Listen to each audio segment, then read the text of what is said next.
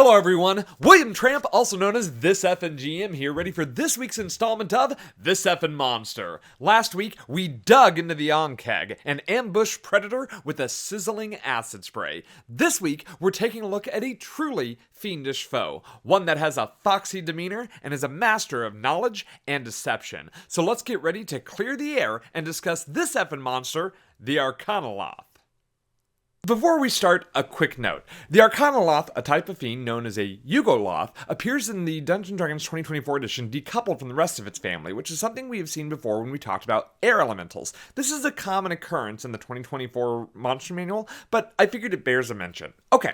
On to the base stats. Okay, a few base stat items remain untouched from the 2014 Arcanaloth, with its ability scores, immunity, senses, languages, and challenge rating all remaining the same. That stated, the Arcanaloth in 2024 has a ton of changes when compared to the 2014 version. Its armor class, initiative, hit points, constitution saving throws, deception, and insight skills have all been raised, while its charisma saving throw and arcana skill have been lowered. As spoken about in my air elemental video, the Arcanaloth has lost its resistance to non-magical bludgeoning, piercing, and slashing damage, but unlike the air elemental, the Arcanaloth does not gain flat resistances to all of the damage types. I believe that rather than granting the monster these resistances, the design team decided to up the amount of hit points in the 2024 version, and we're going to see this a lot as this series progresses. Now, the 2024 Arcanaloth has also been granted the hover ability while it's flying, meaning that it gains an immunity to the prone condition as long as it's in the air. Now, something interesting to note is that Wizards of the Coast released errata on the 2024 Monster Manual back on February 4th, and the Arcanaloth was one of the affected monsters. If you have a physical copy of the book, you might know that the Arcanaloth has a 17 armor class, but this has been upgraded to 18 via the errata. Sounds like the book may have needed a little more time to cook before being sent to the press.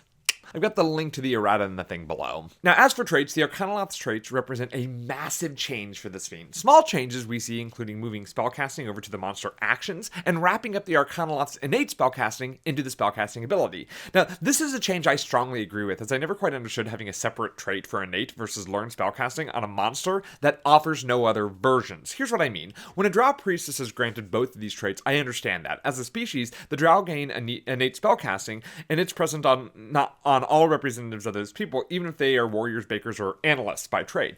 Now, so a Drow priestess would have spellcasting in addition to its innate. On the other hand, there isn't a difference presented mechanically for an Arcanaloth spellcaster or non-spellcaster.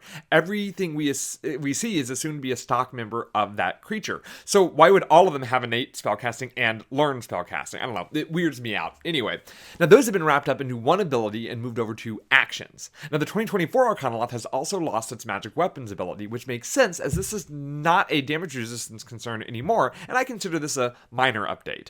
On the other hand, two major changes have appeared in the 2024 edition. The first is Fiendish Restoration, which allows the Arcanaloth to reform its body after destruction in Gehenna. Why the Arcanaloth has the ability to reform in a valley in Jerusalem, a real place in our real world, is really strange to me, but oh wait, I'm so sorry. Though the Monster Manual doesn't explain this at all, Gehenna is a game location described in the Dungeon Master's Guide, the lawful evil/neutral evil plane seated between Hades and the Nine Hells in the Great Wheel cosmology. Okay, that makes a lot more sense, although it would be nice if this was explained a bit more in the Monster Manual. Now, this is a cool ability, but sort of an old ability that the 2024 Monster Manual finally codifies in the stat block. You see, throughout years of this game's lore, outsiders who were summoned to the material plane could not truly be destroyed on the material plane, making them effectively immortal unless the players are inclined to take them on in their home turf. This is always presented in lore surrounding these monsters, but rarely discussed in actual game terms, and now we see this having been added game term-wise to the Arcanaloth. Now, flipping through the Monster Manual, I can see that this ability has been added to a lot of outsiders, and we'll be seeing this more as this series progresses. Still, this is a welcome sight to see, though I imagine this will be an ability that gets homebrewed a lot if a Dungeon Master's home campaign doesn't include Gehenna in its planar roster. Or if they play Eberron, which also doesn't have Gehenna listed as a plane of existence. Now, the Arcanaloth has a second new trait, which has drastically changed how the creature functions. This new trait, called Soul Tome, gives the Arcanaloth a magical tome, or book. And while the tome is on their person, the Arcanaloth is allowed to use its powerful Banishing Claw attack, another net new ability for 2024. The tome has its own armor class and hit points, and necrotic, poison, and psychic immunity. It regenerates every turn, and it turns to dust if brought to 0 hit points, or if the Arcanaloth dies. If it's destroyed, the Arcanaloth can make a new one after a short or long rest. Why? Okay, I'll go into this a little bit later, but Why? The Arcanaloth also retains its magic resistance trait, which grants it advantage on saving throws against spells and other magical effects. Okay, actions. The Arcanaloth actions have quite a few changes between 2014 and 2024. In 2014, the Arcanaloth gained 2 actions. A claw attack with a +7 bonus, dealing an average of 8 slashing damage and dealing 10 points of poison damage, 5 on a Constitution saving throw. The Arcanaloth has also gained a short-ranged 60-foot teleport ability. Now, this lackluster assortment of actions was mainly due to the spellcasting trait, as the 2014 Arcanaloth had all of the spellcasting power of a 15th level wizard and was optimized for spell combat. Spells such as Shield, Banishment, Fireball, Hold Monster, Fear, and Dimension Door are all staples of battle mages, and the Arcanaloth in 2014 was equipped with all of those and more. So the Fiend was expected to rely on these spells very heavily in combat. Now, in 2024, the Arcanaloth has seen significant upgrades in its abilities outside of spellcasting, including receiving the multi-attack ability, allowing it to make 3 Fiendish Burst attacks, although it's able to replace one of those with a Banishing Claw. Fiendish Burst is a new attack, a melee or ranged ability with a +9 to attack, able to hit targets up to 120 feet away, and dealing an average of 31 necrotic damage on a hit. Whoa. We have just gone from an average of maybe 57 damage on a round, sans spellcasting, to potentially 93 damage on average. Whoa.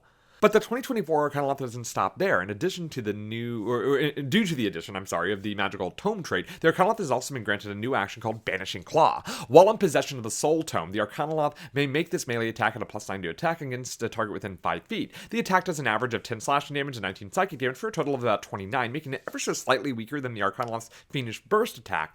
But where the Banishing Claw shines is that a target hit by the claw needs to succeed at a charisma saving throw DC 17 or be banished to a demi-plane inside of the Soul Tome. While trapped inside of the tome, the target is incapacitated and can repeat the saving throw at the end of each of its turns to escape. And if the target fails 3 of these saves, well, the tome becomes their permanent home until the tome is destroyed or the Arcanaloth is destroyed. Well, actually, hold on. The wording is weirdly specific here. See, the Banishing Claw ability states that the target is freed if the tome is reduced to 0 or more hit points. The Soul Tome trait, on the other hand, states that the tome turns to dust if it is reduced to 0 hit points, or if the Arcanaloth is destroyed. Do you notice the "or" in that statement? The clause don't allow for the creature to be freed if the book turns to dust in the event of the Arcanaloth's death. That is a different condition for a different ability, and one that has no specific bearing on the tome's hit points, meaning that according to the way these abilities are written, an Arcanaloth who gets a target in their book and then dies has just condemned a person to permanent imprisonment. Forever. No escape. Whoa.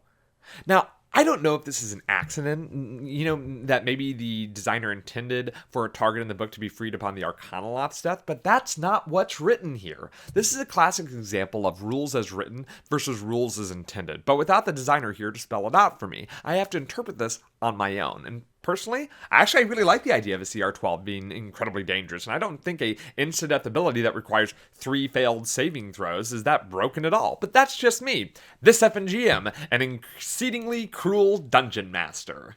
Now, the teleport action is gone, but has been replaced with a bonus action teleport. This new teleport can be used in conjunction with its actions, as it is a bonus action, but the range has been halved and only moves the Arcanaloth up to 30 feet. Now, this is a bit of a downgrade, but the bonus action change makes it worth it in my opinion, as the Arcanaloth no longer has to choose between an assault, a spell, or a quick escape.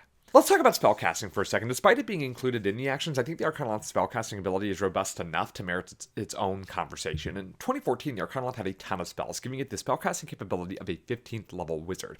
With an arsenal of 18 spells and 4 cantrips and a save DC of 17 and a +9 to spell attacks, the Arcanaloth was clearly built to be hurling spells left and right. But in 2024, the Arcanaloth spells have been gutted. Though the spell save DC has remained at 17, the Arcanaloth has now been reduced to 7 spells and 2 cantrips. None of these options are particularly suited for battle. Now, to be fair, the Fiendish Burst attack is clearly a substitute for aggressive spellcasting, and this is a trend that we saw in the latter years of 2014 D&D, granting monsters and NPCs magical attack options that are largely unaffected by the player's ability to counterspell. Man, can we all just agree that changing the way spellcasting monsters work just to reduce the impact of counterspell is a little weak? Weaker still when you realize that changes to counterspell in 2024 make it a saving throw, which an Arcanaloth has advantage on already. Anyway, the 2024 Arcanaloth still has a phenomenal Mind Blank spell, and can still Dimension Door, and it still comes with a suite of spells designed to highlight how tricky the creature can be, but in a more utilitarian fashion. Spells such as Alter Self, Prestidigitation, and Detect Thoughts can go a long way into letting the Arcanaloth portray a different person should it wish to.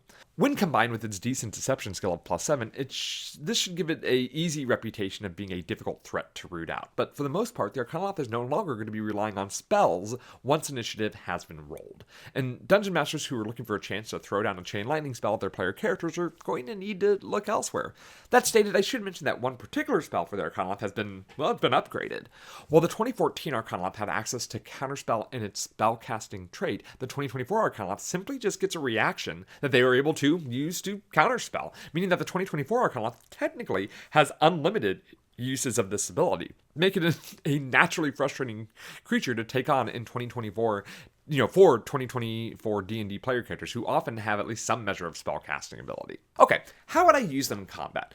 The Arcanaloth used to be a spellcasting powerhouse in 2014, basically a powerful mage with a lot of resistances, and now the Arcanaloth has sort of flipped the script and become an amazing counter to spellcasters, primarily arcane spellcasters.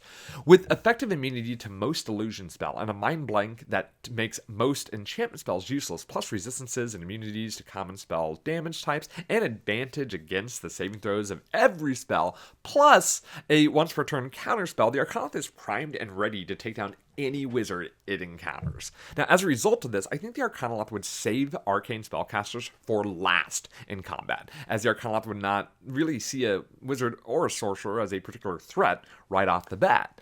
Now, before combat even begins, every Arcanaloth will begin their day with a mind blank casting, probably sometime in between its morning coffee and its bowl of Wheaties or flesh. Once combat begins, the Arcanaloth will take to the air and then getting close to high damage dealing weapon users like fighters and rogues, and then attempt to take them down with a flurry or fiendish burst and a Banishing Claw. Now, as Banishing Claw has no limit as to who can be affected by it, the Arcanaloth knows that this is its most effective strategy. Its tome, by the way, would not be held in its hand, as that just advertises its intent, and instead would be safely held in a pouch or a bag. Sorry, I'm now imagining an Arcanaloth with a backpack, and that's pretty funny. Anyway, fly in close, attempt to banish, and then use its bonus action teleport to put themselves high in the air again, ensuring that they are not provoking opportunity attacks, and ensuring big melee attacks aren't coming for it outside of its turn.